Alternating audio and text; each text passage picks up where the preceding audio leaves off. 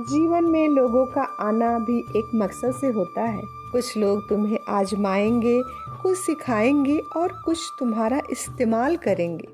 कुछ तुम्हें जीने का सही मतलब सिखाएंगे। अपने कर्मों का फल भुगतने से तो गंगा पुत्र भीष्म भी बच नहीं पाए, और हम ये सोचते हैं कि गंगा में स्नान करने भर से हमारे सारे पाप धुल जाएंगे। वो सब कुछ करो जो आप करना चाहते हो, लेकिन लालच से नहीं, अहंकार से नहीं, वासना से नहीं, ईर्ष्या से भी नहीं, बल्कि प्रेम, करुणा और दया और विश्वास से करो। ध्यान, प्रार्थना इंसान के लिए बहुत ज़रूरी है, क्योंकि प्रार्थना में भगवान आपकी बात सुनते हैं और ध्यान में आप भगवान की बात सुनते हैं। जिंदगी में सब कुछ किसी वजह से होता है, गलत होता है, ताकि हम सही की कीमत जान सकें। कैसे पता चले कि जिंदगी में आने वाली मुसीबत सजा है या इम्तिहान? जो मुसीबत ईश्वर से दूर करे वो सजा है, और जो ईश्वर के करीब करे वो इम्तिहान है। हे प्रभु, मेरे 3 अपराधों को क्षमा करना। ये जानते हुए भी कि तुम सर्वव्यापी हो, मैं तुम्हें हर जगह खोजती हूँ। ये मेरा पहला अपराध है।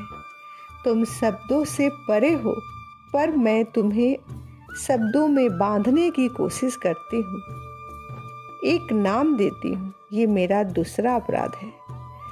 तुम सर्वज्ञाता हो, फिर भी मैं तुम्हें अपनी इच्छाएं बताती हूँ, उन्हें पूरा करने को कहती हूँ। ये मेरा तीसरा अपराध है।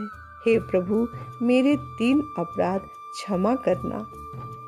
बिना मुहूर्त पैदा होकर जिंदगी भर शुभ मुहूर्त के चक्कर में फंसा इंसान एक दिन बिना मुहूर्त के ही निकल जाता है।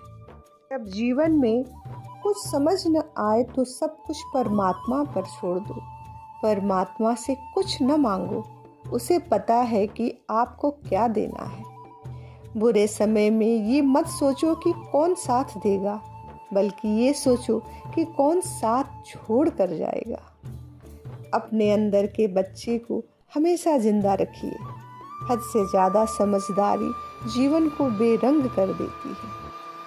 हमारी आर्थिक स्थिति कितनी भी अच्छी क्यों न हो, लेकिन जीवन का आनंद लेने के लिए मानसिक स्थिति का अच्छा होना बेहद ज़रूरी है।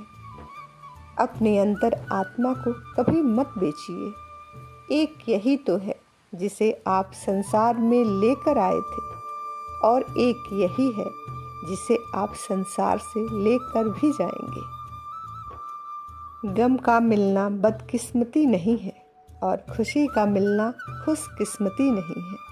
ऊपर वाला देकर भी आजमाता है और लेकर भी। इसलिए जिस हाल में हो शुक्रिया अदा करो। एक व्यक्ति बनकर नहीं, व्यक्तित्व बनकर जिंदा रहो, क्योंकि व्यक्ति तो एक दिन मर जाता है, लेकिन व्यक्तित्व जिंदा रहता है। इंसान जब गलती करता है तो वो अपने दाएं बाएं अगल बगल सब देखता है, पर अपने अंदर और अपने ऊपर कभी नहीं देखता। जिंदगी तो बस इम्तिहानों का सफ़र है। किसी से लेकर आजमाया जाता है तो किसी को देकर आजमाया जाता है। किसी से लेकर बस कहीं सब्र का इम्तिहान है तो कहीं सुकून का इम्तिहान है। जब बारिश होती है तो खाली पड़े घड़े खुद भर जाते हैं, और ऊंचे ऊंचे टीले सूखे रह जाते हैं। अपने को खाली रखो, क्योंकि खाली झोली ही भरी जाती है, भरी हुई झोली नहीं भरती। ईश्वर के अलावा किसी से उम्मीद मत रखना, सिवाय अपने कर्मों के। किसी से खौफ न खाना। रब पर भरोसा एक बच्चे की तरह करो। बच्चे की माँ जब उसे हवा में उछालती है तो वो खुश होता है, हंसता है, क्योंकि उसे यकीन रहता है कि उसकी माँ उसे कभी गिरने नहीं देगी। ईश्वर से सब्र की जगह सुकून मांगा करो, क्योंकि सब्र किसी चीज़ को खो देने के बाद हासिल होता है, पर सुकून हासिल करने के लिए कुछ खोना नहीं पड़ता। आपके मन में जिस किसी व्यक्ति के प्रति नाराजगी हो तो उसे क्षमा कर दीजिए, उसे हृदय से क्षमा कर दीजिए, क्योंकि क्षमा करने से केवल उस व्यक्ति को मुक्त नहीं करते, खुद को भी मुक्त कर देते हैं।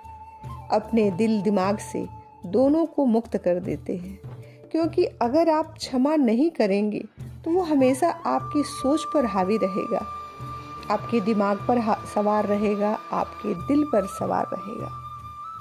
नाराज मत होना कभी ये सोचकर कि काम मेरा और नाम किसी और का हो रहा है। घी और रुई सदियों से जलते आ रहे हैं, पर लोग कहते हैं कि दिया जल रहा है। दुआ कभी साथ नहीं छोड़ती, बद्दुआ कभी पीछा नहीं छोड़ती। जो दोगे वही लौट कर आएगा, चाहे वो इज्जत हो या धोखा। हर इंसान के जीवन में एक समय ऐसा जरूर आता है जब उसे दिल की गहराइयों से यह महसूस होता है कि ईश्वर के अलावा इस दुनिया में अपना कोई नहीं है। धन्यवाद दोस्तों। उम्मीद करती हूँ आज का वीडियो भी आप सभी को ज़रूर अच्छा लगेगा। अगर अच्छा लगे तो एक लाइक ज़रूर करें, कमेंट के द्वारा भी अपने सुझाव भी रखें।